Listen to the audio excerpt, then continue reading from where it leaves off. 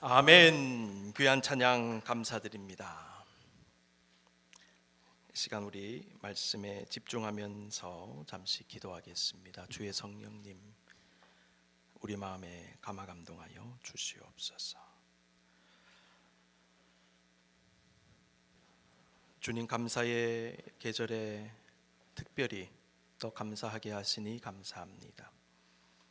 이 시간도 우리의 마음을 온전히 비워내게 하시고 복잡한 생각들과 마음의 번민들까지, 세상의 수많은 소문과 소리들까지 잠잠케 하시고 우리 영혼을 관통해서 들어오는 주의 계시의 말씀을 듣게 하시며 그 말씀으로 영이 소성하고 우리의 존재와 삶이 온전히 새롭게 바뀌어지게 하옵소서. 너무나 부족하고 연약한 종의 입술을 이 아침에도 하나님의 영이 친히 다스리시고 하나님의 영광만이 나타나게 하옵소서. 믿고 감사드리며 예수 그리스도의 이름으로 기도하옵나이다. 아멘. 지난주에 우리는 하나님의 나라는 너희 안에 있느니라 라는 말씀, 예수님 말씀 묵상했습니다. 주 예수 그리스도를 믿는 성도는 믿음과 또 중생한 사람으로서의 변화된 마음을 가지고 우리 안에 있는 하나님의 나라를 발견하고 누릴 수 있어야 합니다. 그런데 문제는요, 하나님의 나라가 이미 우리 가운데 있음에도 불구하고 우리는 이 땅에서 하나님 나라의 모습이 아니라 그 반대의 모습을 여전히 본다는 것이죠. 수많은 죄악이 있습니다. 타락이 있습니다. 무질서의 모습을 보고 경험하며 살면서 우리 마음의 번민과 의심이 생겨나기도 한다는 것입니다. 우리 마음에도 하나님 나라와 반대되는 나라의 모습들이 불쑥불쑥 나올 때가 있습니다. 이것이 문제입니다. 성경은 하나님의 나라는 이미 임했다는 말씀과 함께 아직 임하지 않았다는 말씀을 동시에 주십니다. 예수님은 분명히 하나님의 나라는 너희 안에 있느니라고 하셨지만은 그와 함께 종말에 일어날 일들을 말씀하시면서 예수님께서 다시 이 세상에 오실 때 최후의 심판이 있을 것이고 그때 비로소 새 하늘과 새 땅이 임할 것이며 완성된 하나님의 나라가 그때 임할 것이라고 말씀하십니다. 따라서 메시아 되신 예수님께서 이 땅에 오셔서 구원의 역사를 이미 이루셨기 때문에 하나님 나라는 이미 이루어졌지만 종말에 나타날 완전한 모습으로서의 하나님의 나라는 아직 임하지 않았다는 겁니다. 학자들은 이것을 이미, 그러나 아직, already, but not yet 이라고 하는 신학적 명제로 표현합니다. 사도 바울은 빌립보서 3장 12에서 14절까지의 말씀에서 다음과 같이 말씀했습니다. 내가 이미 얻었다 함도 아니요 온전히 이루었다 함도 아니라 오직 내가 그리스도 예수께 잡힌 바 된 그것을 잡으려고 달려가노라. 형제들아, 나는 아직 내가 잡은 줄로 여기지 아니하고 오직 한 일, 즉 뒤에 있는 것은 잊어버리고 앞에 있는 것을 잡으려고 표대를 향하여 그리스도 예수 안에서 하나님이 위에서 부르신 부름의 상을 위하여 달려가노라. 아직 안 이루어졌기 때문에 달려가는 것 아닙니까? 이미 다 끝나버렸으면 뭐 때문에 달려갑니까? 뭐 때문에 표대를 향해 달려갑니까? 아직이기 때문에 달려갑니다. 이미, 그러나 아직, 이것은 모순처럼 들립니다. 그렇지만 죽으면 산다라는 주님의 말씀처럼 이미, 그러나 아직의 신학적 명제 역시 하나님 나라가 가진 거룩하고도 신비한 속성으로 이해해보게 됩니다. 예수님은 이런 모순처럼 들리는 말씀을 많이 주셨어요. 죽어야 산다. 죽는데 어떻게 삽니까? 그런데 죽어야 산다. 내가 죽음으로 너희를 살리겠다. 모순처럼 들리는 하나님의 진리의 말씀들이 많습니다. 이미와 아직도 마찬가지입니다. 성도는 이미와 아직 사이에 사는 사람들입니다. 믿음의 사람은 하나님 나라의 이미와 아직의 긴장 속에 오늘을 삽니다. 우리는 구원받았지만은 죄악된 이 세상에서 여전히 믿음을 위한 투쟁을 해야 됩니다. 하나님 나라와 의를 위한 영적 싸움을 계속해야 합니다. 성도는 이미 구원받았지만은 죄 많고 유혹 많은 이 세상에서 한순간도 긴장을 늦추지 못합니다. 바울처럼 자신을 지켜내며 표대를 향하여 전진해야 합니다. 하나님은 우리의 완전한 승리를 위해 의도적으로 이미와 아직 사이에서 영적 긴장을 가지고 각성하게 하십니다.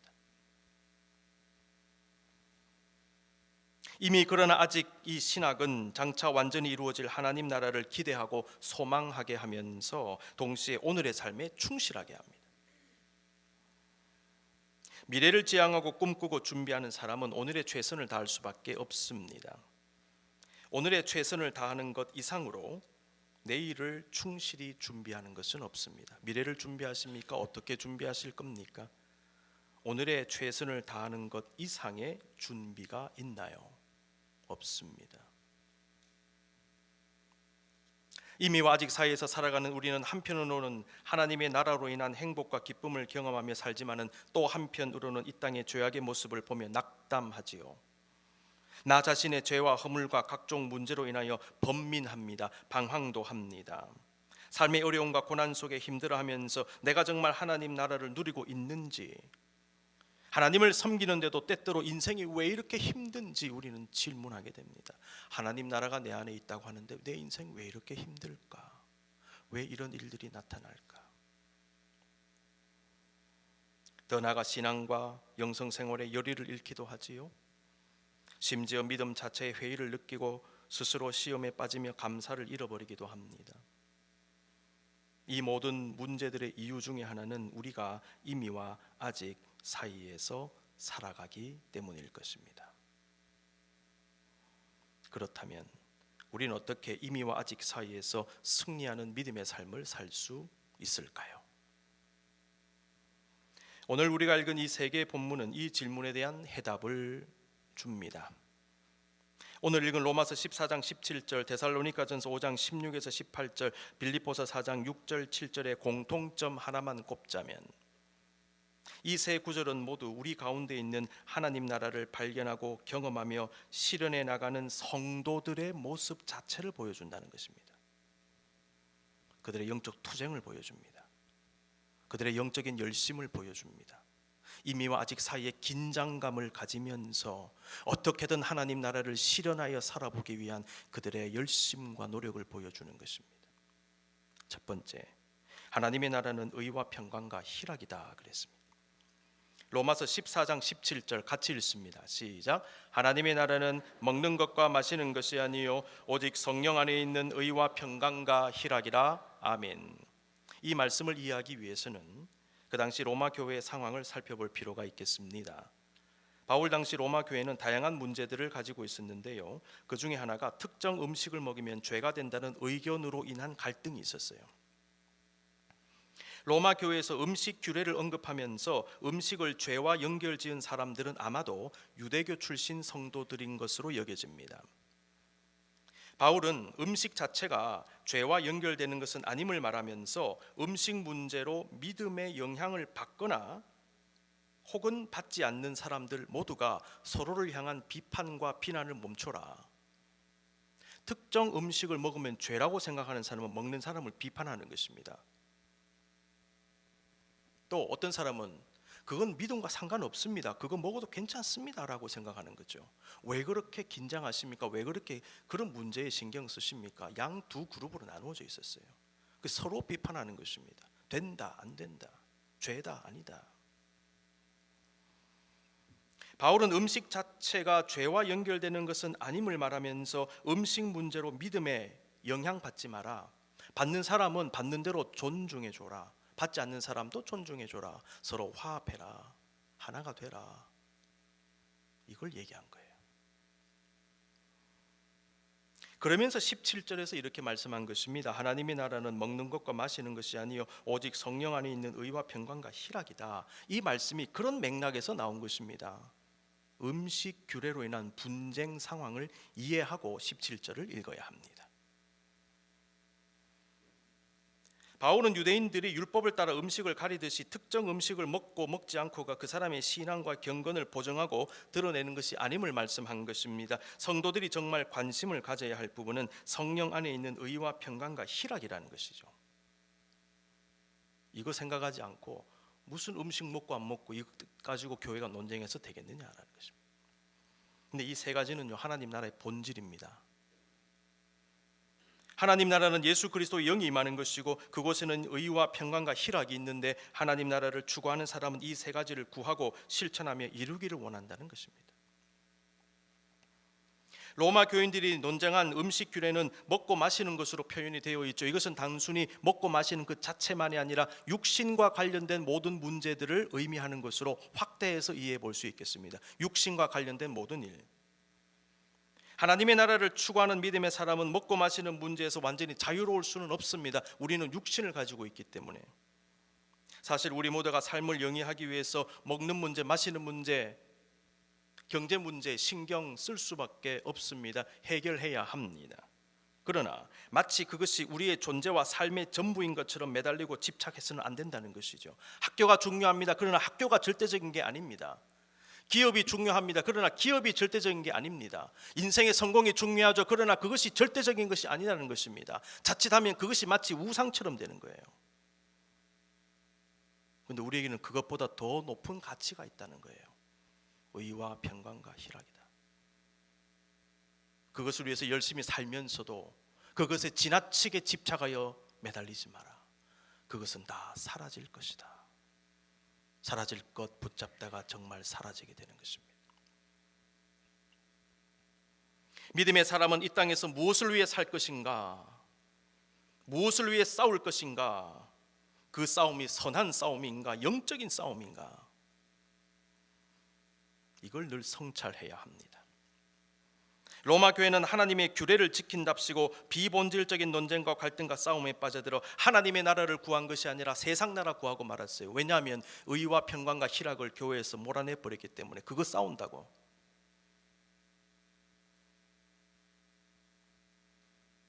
하나님 앞에 좀 더 나은 신앙생활 한답시고 음식 규례로 논쟁을 했는데 결과적으로는 더 좋지 않은 결과를 만들어내고 말았습니다. 여러분, 그래서 논쟁도요 깊이 성찰하면서 해야 됩니다. 무엇을 위한 논쟁인가? 라는 거죠. 우리도 이와 같은 문제를 조심해야 됩니다. 우리는 어떤 싸움, 무엇을 위한 싸움을 싸우는가? 이미와 아직 사이에 살고 있는 주의 백성들은 먹고 마시는 문제가 아니라 하나님 나라의 본질인 의와 평강과 희락을 추구하고 맛보며 살아야 합니다. 두 번째, 기쁨과 기도와 감사입니다. 데살로니가전서 5장 16에서 18절 같이 읽습니다. 시작. 항상 기뻐하라, 쉬지 말고 기도하라, 범사에 감사하라. 이것이 그리스도 예수 안에서 너희를 향하신 하나님의 뜻이니라. 아멘. 바울은 기쁨과 기도와 감사는 우리를 향하신 하나님의 뜻이다라고 얘기했습니다. 하나님의 나라는 하나님의 뜻이 이루어지는 곳이지요. 그러므로 기쁨과 기도와 감사는 하나님 나라의 속성이 되는 것입니다. 하나님의 나라, 하나님의 뜻 이루어지는 것. 근데 하나님의 뜻이 뭐냐? 기도와 감사와 기쁨이다. 그렇다면 하나님 나라와 이 세 가지가 연결이 되는 것이죠. 그렇구나. 하나님 나라를 누리는 사람 이 세 가지를 실천하는구나. 이게 하나님 나라의 핵심 요소구나. 그거죠. 근데 잘 보십시오. 그냥 기뻐하라 하지 않고 항상이라는 말을 붙였어요. 기도하라 할 수 있죠. 그런데 쉬지 말고라는 말을 붙였습니다. 감사하라는 말 앞에 범사에라는 말을 붙였어요. 이게 중요합니다. 항상 쉬지 말고 범사, 이거 쉽지 않습니다. 어떻게 항상 기뻐합니까? 어떻게 쉬지 말고 기도합니까? 어떻게 범사의 모든 일에 감사합니까? 본문의 말씀의 의미가 무엇일까요? 주님은 본문을 통하여 우리에게 삶의 형편과 문제를 극복하고 초월하는 신앙을 가질 것을 말씀하신 것입니다. 항상 안 되는데 항상, 쉬지 말고 안 되는데 쉬지 말고, 범사의 모든 일이 안 되는데 범사에 극복해봐라, 초월해봐라, 그 말씀이죠. 여러분, 삶 속에서 경험하는 다양한 문제들은 우리의 기쁨을 앗아갑니다. 그렇죠. 바쁜 일상은 우리에게서 기도의 시간이 줄어들게 할 겁니다. 너무 바빠서 예배드릴 시간도 없어요. 기도할 시간도 없어요. 기도 시간이 점점 줄어요. 아울러 우리가 경험하는 이 세상의 많은 일들이 우리로 하여금 감사가 아니라 불평이 나오게 할 겁니다. 이것도 짜증나고 저것도 짜증나고 이 일도 마음에 안 들고 저 일도 마음에 안 들고 감사가 점점 줄어들어요. 그래서 우리는 선택적 감사를 하기도 하죠. 선택적 감사. 아니면 감사할 일을 거의 찾지 못하겠다고 생각할 수도 있습니다. 여러분, 세상은 우리에게 세 가지를 앗아간다는 걸 기억하십시오. 기쁨을 앗아가고 기도를 빼앗아가고 감사를 빼앗아가요. 여러분 조심하십시오. 이 세 가지 놓치면요 인생은 절망으로 떨어질 수밖에 없어요. 승리하는 인생, 이 세 가지를 지키는 인생입니다. 근데 세상은요 이 세 가지를 빼앗아갑니다. 그리고 벼랑 끝으로 몰아가요. 심리적 벼랑 끝에 서 있는 경우가 많습니다. 언제인 줄 아세요?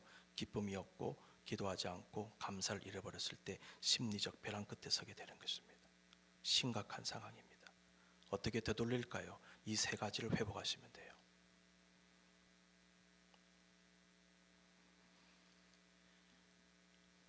주님은 본문을 통해서 극복하고 초월하라고 말씀하십니다. 우리에게 기뻐할 일이 없다고 생각되지만 기뻐하라고 하십니다. 항상 기뻐하라. 마음에 들지 않는 일, 힘든 상황, 고난 중에도 기뻐하라고 하시는 이유는 사실 우리에게 기뻐할 일이 많기 때문이에요. 우리가 깨닫지 못했을 뿐입니다. 우리가 환난 중에도 감사할 수 있는 이유는 하나님의 인도와 도움을 믿기 때문입니다. 비록 환난이 있지만은 이 환난을 통하여 우리에게 주실 선한 것들이 기다리고 있다는 사실을 믿는 사람은 환난 중에도 감사합니다. 왜냐하면 환난을 통하여 저기로 가게 하시기 때문에. 그래서 감사합니다. 쉬지 말고 기도하는 것은 일도 하지 말고 기도만 계속하라는 말씀이 아닙니다. 하나님과 중단 없이 교통하는 삶을 살아라는 것입니다. 하나님께 전적으로 의지하는 삶을 살라는 것입니다. 공부 중에도 쉬지 말고 기도할 수 있습니다. 일할 때도 기도할 수 있습니다. 아플 때 기도할 수 있습니다. 병상에서 치료를 앞두고 수술을 앞두고 기도할 수 있습니다. 슬픔 속에 기도할 수 있습니다. 왜 기도 못합니까? 언제 어느 때든지 기도할 수 있습니다. 중요한 것은 하나님과 교통을 쉬지 말라는 것입니다. 호흡을 쉬면 죽듯이 기도를 쉬면 죽는다는 거죠. 기도는 영적 호흡입니다. 이거 쉬면 영적으로 죽어갈 겁니다. 근본적으로 하나님과의 관계를 끊지 말라는 의미와 함께 실제적으로도 쉬지 말고 기도할 수 있습니다. 언제요? 기도의 개념을 바꿀 때.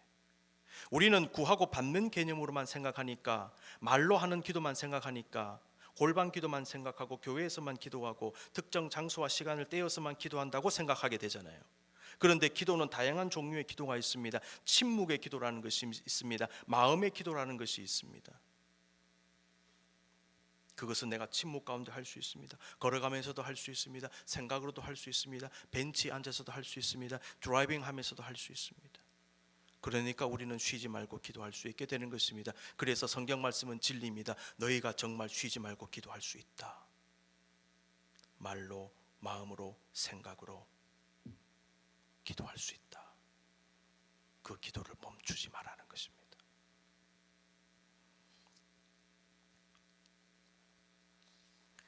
중요한 것은 항상 기뻐하고 쉬지 말고 기도하며 범사에 감사하는 것은 삶의 문제와 어려움을 극복하고 초월하는 그 모습 자체를 보여준다는 것입니다. 하나님 나라를 추구하는 믿음의 백성은 먹고 마시는 문제에 지나치게 매여서 집착하고 거기에 완전히 발목 잡히지 말고 그것을 넘어서서 그 위에 있는 가치를 쫓아가야 합니다. 항상 쉬지 말고 범사의 이 세 가지 표현은 하나님 나라를 추구하는 성도의 역동적인 모습을 보여주는 것 같습니다. 이미와 아직의 긴장 속에서 여전히 나의 푯대를 바라보며 역동적으로 거룩한 투쟁을 통하여 하나님 나라를 실현하고 맛보기를 원합니다. 하나님이여 나를 도와주시옵소서. 정말 승리하기 원하십니까? 여러분 이 세 가지를 지키실 수 있기를 바랍니다. 마지막 세 번째입니다. 하나님의 평강입니다. 빌립보서 4장 6절 7절 다 같이 읽겠습니다. 아무것도 염려하지 말고 다만 모든 일에 기도와 간구로 너희 구할 것을 감사함으로 하나님께 아뢰라. 그리하면 모든 지각에 뛰어난 하나님의 평강이 그리스도 예수 안에서 너희 마음과 생각을 지키시리라. 가만히 보시면 기도도 나오고 감사도 나오고 로마서 14장 17절과 마찬가지로 평강이 나오죠. 그래서 오늘 본문 세 가지가요 절묘하게 연결이 돼요.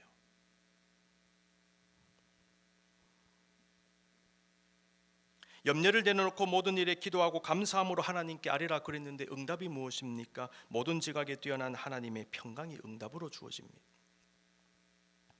하나님 나라 백성의 간절한 기도를 들으시는 주님의 응답은 그들이 원하고 구한 구체적인 내용 이전에 하나님의 평강이라고 하는 이 사실, 굉장히 중요한 메시지로 다가옵니다. 이 말씀은 하나님은 먹고 마시는 문제 이전에 더 중요한 문제에 관심이 있으시다는 사실을 깨닫게 합니다. 정말 중요한 게 뭔 줄 아느냐? 하나님의 평강이라는 것입니다. 하나님의 나라는 먹고 마시는 것이 아니다. 성령 안에 있는 의와 평강과 희락이다. 라는 이 말씀을 빌립보 말씀을 통해서도 깨닫게 되는 것입니다.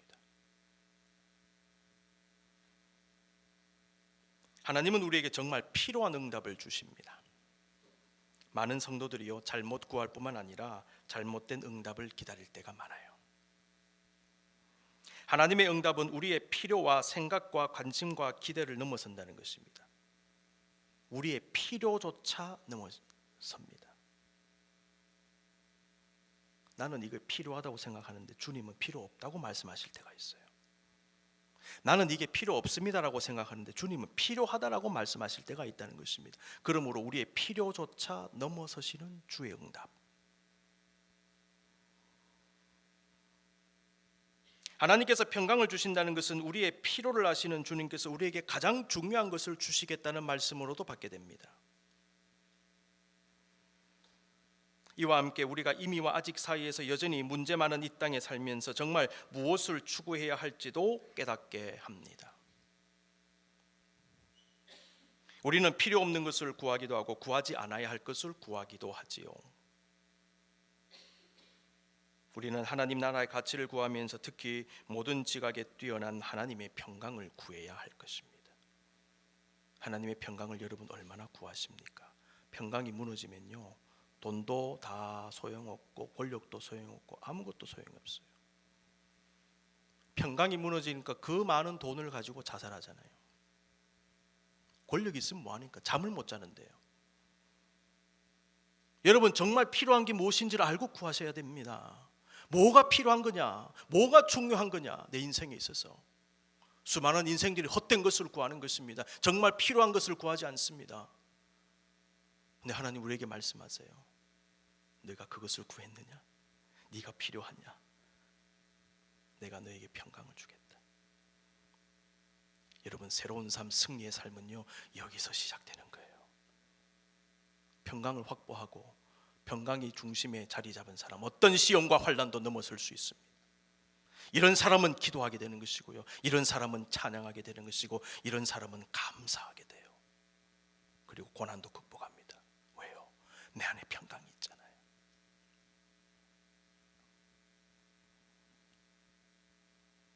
위에 언급한 이 세 가지 본문 모두 하나님 나라 백성이 반드시 가져야 되는 그런 영적인 삶의 모습을 보여주는데, 우리가 기억할 것은 진정한 감사가 이러한 삶의 모습에서 나오더라는 것입니다.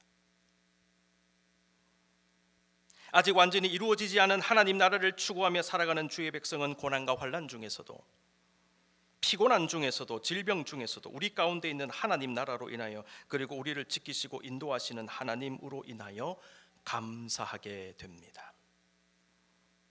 감사할 수 없는 상황에서의 감사, 고난 중에도 감사, 범사의 감사, 초월적 감사는 믿음을 가지고 하나님 나라 발견하며 그 나라를 누리고 소망하는 사람이 할 수 있습니다.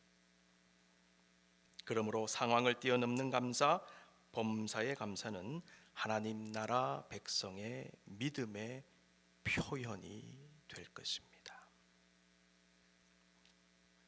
긍정 심리학자인 탈 벤 샤하르라는 분이 있습니다.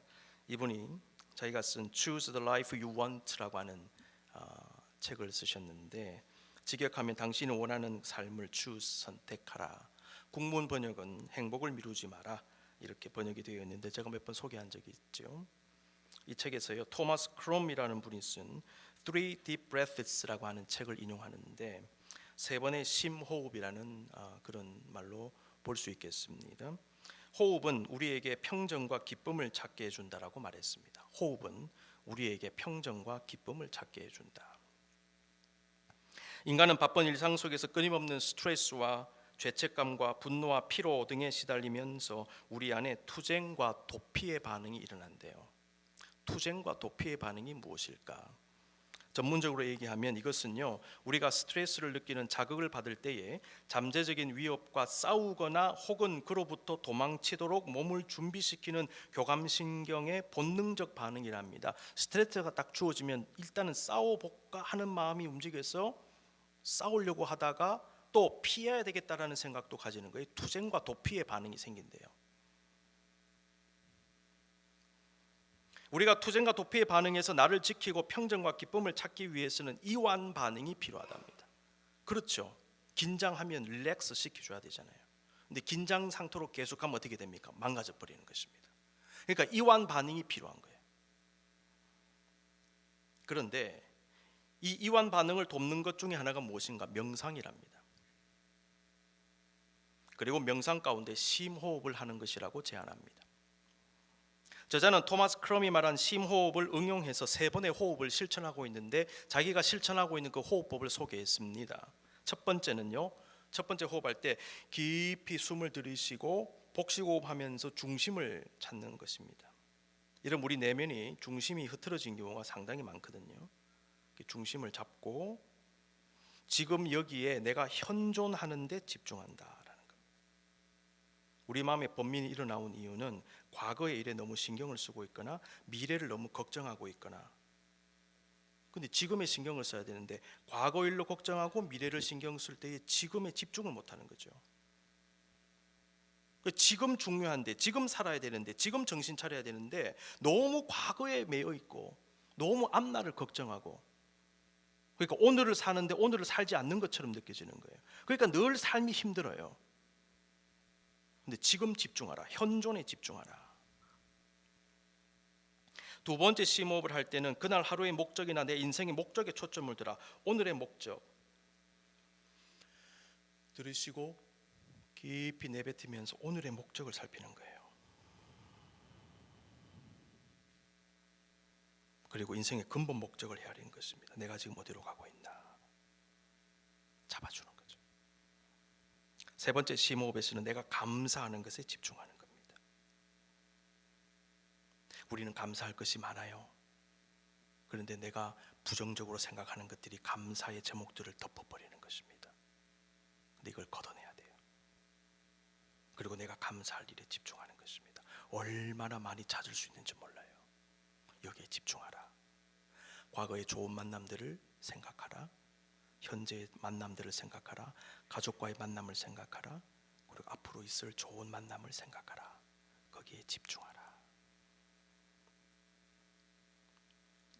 이걸 통해서 우리의 감정과 생각을 바꾸어서 평정과 기쁨을 되찾는 기법이라고 합니다. 그런데 영성의 역사를 보니까요, 이미 우리 기독교 영성가들이 이 방법을 활용하여서 기도의 법을 만들어 놓은 게 있어요. 수백 년 동안 수련한 게 있습니다. 그게 뭔지 아십니까? 예수 기도입니다. Jesus prayer. 저와 영성 훈련반 하신 분들은 배우셨죠. 이건 내면의 기도인데, 주 예수 그리스도시여 저를 불쌍히 여기소서. 하나님의 아들 주 예수 그리스도시여 저를 불쌍히 여기소서. 이 기도의 핵심 두 가지가 있어요. 뭔지 아십니까? 호흡과 집중이에요. 제가 언급한 책에서 그대로 나오잖아요. 근데 이미 우리 기독교 영성사에 보면 이미 이게 있어요. 기도자는 일정한 호흡 가운데 주님께 집중하면서 주의 임재와 현존에 집중합니다. 주님께서 나를 붙잡고 있음에 집중하는 거예요. 많은 사람들이 문제에 집중하거든요. 아닙니다. 문제에 집중하지 마시고 문제에도 불구하고 나를 잡고 계신 주님의 손에 집중하십시오. 나는 구원받은 사람이다. 주님이 나를 붙잡고 있다.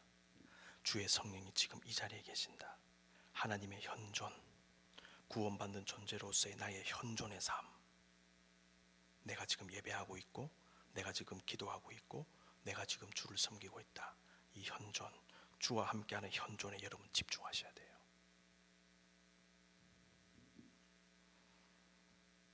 그러면서 하나님께서 여러분에게 주신 목적에 집중하십시오. 그리고 수많은 선물에 집중하십시오. 그때 우리에게 평강이 임하기 시작할 겁니다. 우리를 잡고 있는 쇠사슬들이 끊어질 겁니다. 마음의 번민들이 사라질 겁니다. 사라질 수밖에 없어요. 주님이 여전히 잡고 계시기 때문에. 내 의식 속에서 덮여졌던 것들이 거쳐지면 그 안에 있는 진짜가 나오게 되는 것입니다. 우리 이걸 발견해야 됩니다. 세상은 우리 의식을 덮어요. 우리의 눈을 덮습니다. 그래서 혼돈을 일으킵니다. 있는데 없다고 생각하는 거죠. 감사할 제목이 많은데 없다고 생각하는 것입니다. 은혜가 거기 있는데 없다고 생각하는 것입니다. 주의 손이 있는데 없다고 생각하는 것입니다. 아닙니다. 있습니다. 이거 걷어내야 된다는 것입니다. 그래서 우리도 주님께 집중해야 됩니다. 호흡과 집중입니다. 여러분, 믿음을 가지고 성령을 받은 하나님의 백성은요, 그래서 성령으로 호흡하는 사람인 것입니다. 호흡으로서의 기도를 드리는 사람입니다. 그 호흡 속에서 주님께 집중하는 사람입니다. 그리고 그 속에서 마음의 평정과 기쁨과 진정한 감사를 회복하는 사람입니다. 사랑하는 성도 여러분, 국내외적인 상황이 갈수록 안 좋아지는 것처럼 보이죠. 우리의 삶에 있어서도 때때로 예상치 못했던 각종 문제와 어려움이 계속 나올 겁니다. 그때 당황하고요, 두려움이 생길 겁니다. 성도가 가져야 할 의와 평강과 희락과 감사를 잃어버릴 수도 있습니다. 그러나 여러분, 다시 기억하십시오. 하나님의 나라는 우리 안에 있습니다. 이미와 아직 사이에서 여전히 힘듦을 느끼지만은 그럼에도 종말의 완벽한 모습으로 우리에게 말 하나님 나라를 소망하며 지금 이 순간 의와 평강과 희락을 누리는 삶, 힘들지만 항상 기뻐하는 삶, 기도할 시간이 없지만 그럼에도 쉬지 말고 기도하는 삶, 범사에 감사하는 삶, 그 어떤 응답보다도 중요한 평강의 응답을 받는 삶, 그 삶을 사실 수 있기를 바랍니다. 이 시간 우리 눈을 감고 한번 기도하겠습니다. 주 예수 그리스도시여, 저를 불쌍히 여기소서. 여러분, 심호흡을 한번 크게 하십시오. 그리고 깊이 내쉬십시오. 이 생명의 호흡에 감사합니다. 이 성령의 호흡에 감사합니다. 이 시간에 집중합니다. 이 시간 우리와 함께 하시는 주님께 집중합니다. 걱정 근심이 아니라, 세상의 일이 아니라 내 안에 계신 주님께 집중합니다. 나에게 주신 이 은혜에 집중합니다. 수많은 하나님의 역사에 집중합니다. 하나님 감사합니다. 우리 안에 잃어버렸던 이 감사와 이 기쁨과 이 평안이 회복되게 해 주시옵소서. 잠시 기도하겠습니다.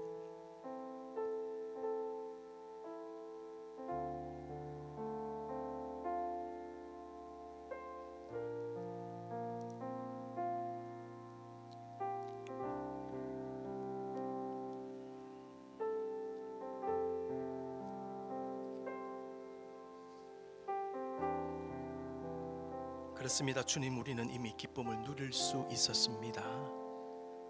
쉬지 말고 기도할 수 있었습니다. 범사에 감사할 수 있었습니다. 그렇군요. 주님, 하나님은 우리에게 이미 평강을 주셨군요. 우리가 미처 알지 못했습니다. 이제 깨닫게 하시고, 이제 하나님 주시는 그 은총 가운데, 그 평강 가운데, 호흡으로서의 기도를 드리는 가운데 정말 승리하는 하나님 나라 백성이 되게 하여 주시옵소서. 이 기도의 마음을 가지고 감사의 고백을 드리며 마지막 찬양 주님께 드리겠습니다. 거룩하신